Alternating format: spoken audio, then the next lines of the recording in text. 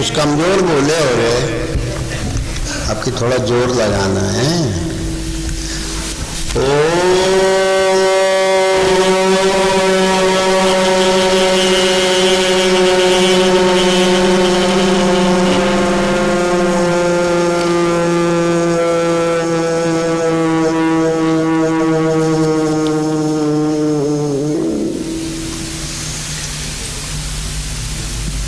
ये प्रणव,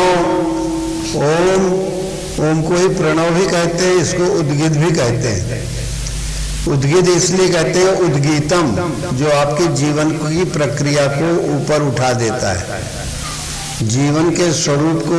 जो अधोगति में था ये जीव, जब अपने को शरीर मानता है, अपने को कि ये योनि में वो योनि में, कभी अपने को पुरुष मानता है, कभी स्त्री मानता है, कभी बच्चा मानता है, कभी बुढ़ा मानता है, कभी युवा मानता है, ये सब भ्रम है।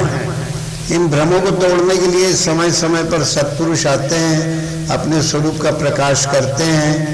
ऐसे ही हमारे गुरु महाराज परमाराध्य, परम पूज्य, परम वंदनीय, परमानंद स्वरूप गुरु महाराज का अवतरण बाहरी काल खंडों में तो वैसे गिनती नहीं की जाती कितनी आयु है, ये भी हमारी एक मूर्खता होती है। फिर भी हम लोग अपने बाल वृत्ति से गुरु महाराज का जन्म दिवस मनाते हैं। गुरु महाराज के रूप में श्री कृष्ण कहते हैं, जन्म कर्म च में दिव्य मेवम यो वेत्ति तत्वतः त्यक्त्वा देहं पुनर्जन्म नेति मामेति सोऽर्जुन। तो महापुरुषों का जन्म और कर्म सब दिव्य होते हैं। कर्म करते हुए करते नहीं और जन्म लेते हुए जन्म लेते नहीं, बहुत बड़ी बात है। क्योंकि शरीर से जन्म लेना नहीं माना जाता। ये तो एक संसार में आई हुई एक भौतिक प्रक्रिया के अंतर्गत एक जन्म लेना ही उनका भव प्रत्यय। तो भाव प्रत्यय मैंने जब भाव उनका जन्म जो है वैसे प्रतीत तो थी, पर जन्म लेना एक निमित्त मात्र कारण था। अपनी आत्मानुभूति के द्वारा अपने समस्त मुमुक्ष जनों को मुक्ति का लाभ, भक्ति का लाभ, कर्म सेवन का लाभ देने के लिए। तो महापुरुषों का जन्म दिव्य है। जिस दिन वो महापुरुषों के सानिध्य में आया, उनके स्वरूप को पकड़ा, नाम पकड़ में आया, तो उसका जन्म हो गया। और ये शरीर रूप से जन्म का एक बाल वृत्ति से हम भी अपने गुरु महाराज का आज 100वां जन्म दिवस मना रहे हैं। संवत 1981 के अनुसार माघ सुदी एकम प्रतिपदा को गुरु महाराज का प्रादुर्भाव जहाँ हुआ वहाँ हुआ। इसके लिए कोई बहुत महत्वपूर्ण बात नहीं होती, क्योंकि महापुरुषों की कोई न माता होते न पिता होते। त्वमेव माता च पिता त्वमेव बंधुश्च सखा त्वमेव सर्वम। अपने गुरु स्वरूप में संपूर्ण सबकी ममता ताक बटोरी, ममपद हृदय बांध भर डोरी। तो अपनी श्रेष्ठ डोरी सभी ममता के धागों को भर के अपने गुरु स्वरूप में समर्पण कर दे। ये एक आध्यात्मिक गुप्त बात है। जैसे उनका जन्म कर्म में लौकिक नहीं है।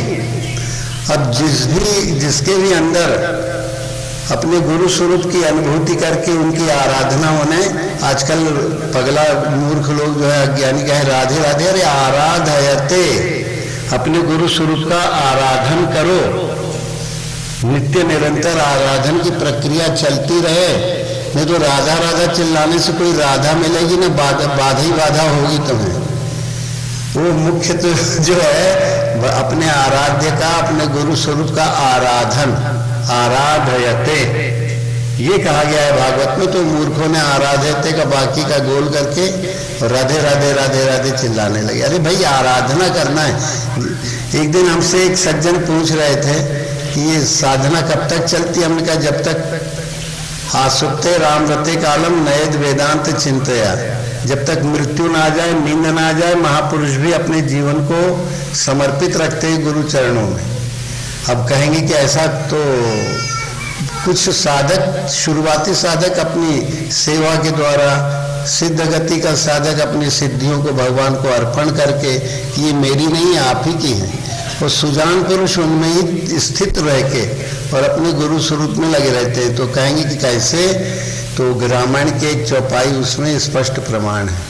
यथा सुवंजन अंजिद्रग, यथा सुवंजन अंजिद्रग, यथा सुवंजन अंजिद्रग, यथा सुवंजन अंजिद्रग, साधक सिद्ध सुजान, साधक सिद्ध सुजान, कौतुक देखहि शैलवना, कौतुक देखहि शैलवन, भूतल भूरि निदान, भूतल भूरि निधान।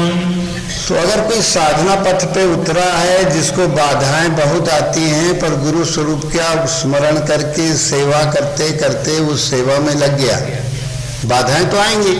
गृह कारज नाना जंजाला तयति दुर्गम शैल विशाला, विरक्त भी हो गया तो उसको पुराने ग्रह जहाँ पैदा हुआ वहाँ की कुछ चीज़ें कुछ समय तक खींचती हैं, और जब पूरी तरह से उसने उनको जो है डिलीट कर दिया, गुरु स्वरूप में विलीन कर दिया, तो फिर वो मन एकाग्र हो गया, सिद्ध हो गया।